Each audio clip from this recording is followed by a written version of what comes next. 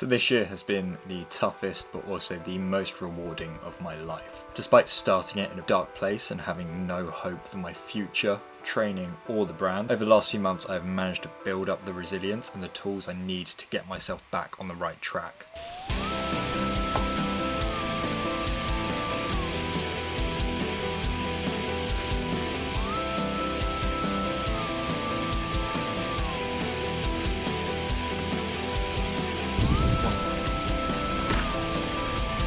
Although I've been going to therapy once a week, working on myself, getting sober, meeting my wonderful girlfriend, and getting out and enjoying life a bit more, there is still part of me that feels very restricted and held back. And if I really stop trying to please everyone and just do what feels right for me, then I'll be in a much better place. At the start of this year, I was signed off of work and I was having frequent crippling breakdowns and I was really lost and helpless. I was spending all day indoors, ignoring people on messages, and just resenting every decision that I made. And I was feeling like there was no way out of this black hole that I appear to have got myself into. I was feeling like I was achieving nothing, but at the same time trying to do everything possible to get where I wanted to be. At this time, I decided to get back into creating content for this channel, which is something I've always toyed with but never fully committed to. I've been making videos online since way before I started parkour, and that passion carried over when I found this sport that I love and have committed myself to for the last 10 plus years. It was amazing how quickly I got back to feeling like myself again just because I had a camera back in my hand. Portion parkour OGs know about Subway.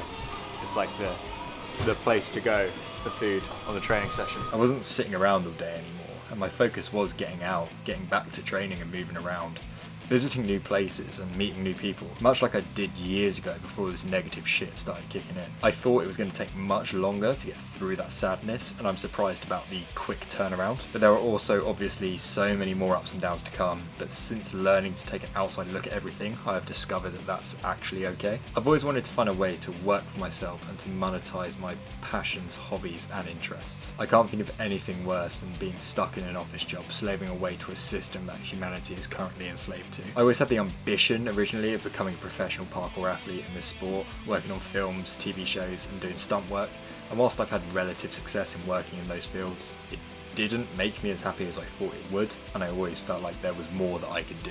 That's exactly what I've been doing this year. I've been going out with my friends more than ever, creating some of the best content that I've ever produced and building a community on this platform who are not only incredibly supportive, but I am truly grateful for, and I appreciate every single day.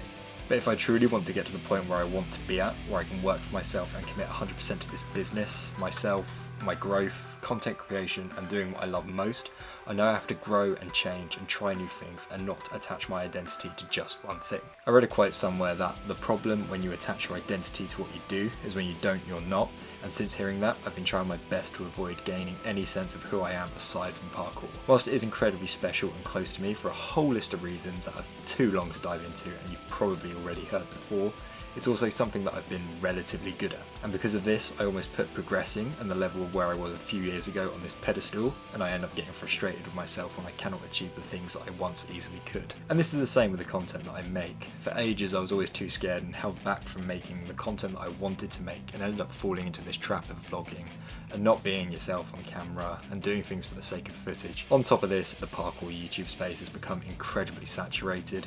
A jam, event or a training session just gets seen in multiple different variations now, and it's coming from loads of different creators. It isn't exciting and it isn't fun and it isn't new. It's just the same thing rehashed over and over from different angles. I've become a very reflective person, and I know there will be no longevity for me to continue in this sport or with this passion and drive if I keep trying to replicate a similar formula to what everyone else is trying to do. Instead of trying to fit in, I want to try and stand out. It's a risk, but it's one that I'm willing to take. I was at ground zero at the start of this year, and it's impossible to go any lower than that. I read a quote recently in a book that said, "Stop worrying about what would go wrong and start getting excited for what will go right." And to me, this is a huge kick up the arse to start putting out what I actually want to and enjoy the process, rather than this formula of repetitive shit or posting everything on Instagram for it to have a one-day shelf life before getting forgotten about on the feed. I know I'm not alone when I'm having these bad and shitty thoughts going through my mind. And don't get me wrong, I am worried. The imposter syndrome is kicking in massively. But I will never learn or grow if I keep living in this state of comfort. This is what I want to do and the path that I want to go down.